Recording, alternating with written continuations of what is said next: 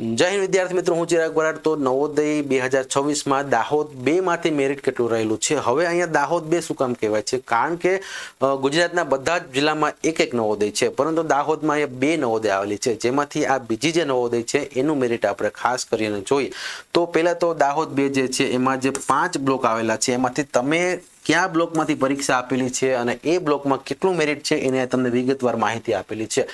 આ ચેક કરવા માટે તમે જ્યારે નવોદયની પરીક્ષા આપવા ગયા હતા ત્યારે તમારી પાસે જે ઝેરોક્સ હતી ને એને એડમિટ કાર્ડ કહેવાય છે। આ એડમિટ કાર્ડમાં તમારે ઉપરની સાઈડ બ્લોક નંબર લખેલો છે। આ બ્લોક નંબર એટલે કે 1, 2, 3, 4 કે 5 માંથી તમારો જે બ્લોક નંબર છે ને એ બ્લોક નંબર ઉપરથી તમે અહીંયા તમારા તાલુકા, બ્લોક એટલે તમારો તાલુકો થાય, બ્લોક એટલે તાલુકો, તો તમારા તાલુકામાં છેલ્લે કેટલું મેરિટ હતું ને એ તમને અહીંથી જાણી શકો છો। હવે આપણે કેટેગરી વાઇઝ જો અહીંયા વાત કરીએ તો વિદ્યાર્થી મિત્રો જે દાહોદ 2 જે છે એમાંથી જો વાત કરીએ તો અહીંયા ગ્રામ્ય ઓબીસી કેટેગરીમાં 78.75 એટલે કે તમારા જિલ્લાના 65માં ક્રમાંક ઉપર રહેલ વિદ્યાર્થીનો અહીં છેલ્લે સમાવેશ છે। ત્યાર પછી ગ્રામ્ય એસી કેટેગરીમાં વાત કરીએ તો 66.25 એટલે કે તમારા જિલ્લાના 326માં ક્રમાંક ઉપર રહેલ વિદ્યાર્થીનો છેલ્લે સમાવેશ છે। એ જ રીતે વાત કરીએ તો ગ્રામ્ય એસટી કેટેગરીમાં 77.5 એટલે કે તમારા જિલ્લામાં છેલ્લે 89માં ક્રમાંક ઉપર રહેલ વિદ્યાર્થીનો અહીં સમાવેશ છે।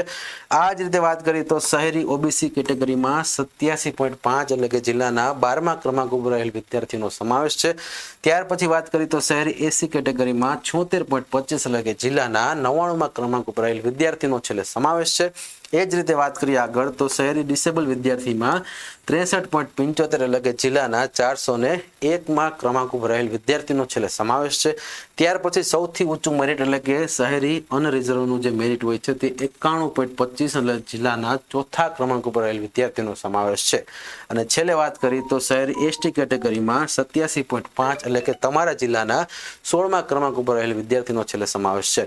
હવે દાહોદ 2માં વેઇટિંગ લિસ્ટ ક્યારે આવશે તો તમારા જિલ્લાની જે શિક્ષણ કચેરી એટલે કે જે ડી ઓફિસ હોય છે ત્યાંથી પણ તમે માહિતી મેળવી શકો છો। તમારા જિલ્લાની એટલે કે દાહોદ 2 જે નવોદય વિદ્યાલય જે છે એમાં રૂબરૂ અથવા તો ટેલિફોનિક ચર્ચા કરી અને તમે આગળ જાણી શકો છો કે ભાઈ આપણા જિલ્લાનું વેઇટિંગ લિસ્ટ ક્યારે બહાર પડશે।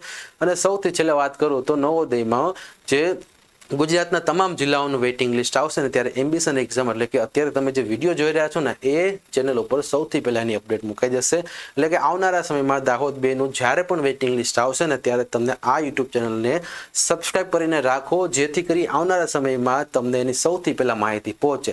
તો વિદ્યાર્થી મિત્રો ખાસ તમે અત્યારે આ ચેનલને સબસ્ક્રાઇબ કરજો।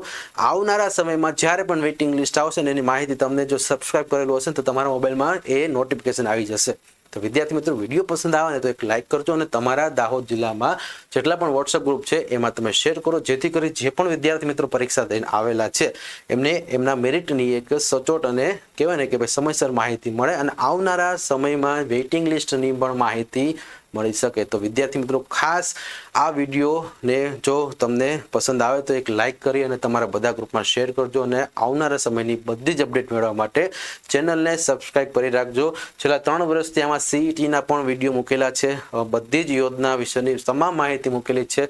ખાસ કરીને આ એમ્બિશન એક્ઝામના લાઈવ ફોલ્ડરમાં છે અને તમે આગળ તમામ માહિતી જોઈ શકો છો। આવનારા સમયની બધી જ અપડેટ મેળવવા માટે જોડાયેલા રહો। જય હિન્દ, જય ભારત।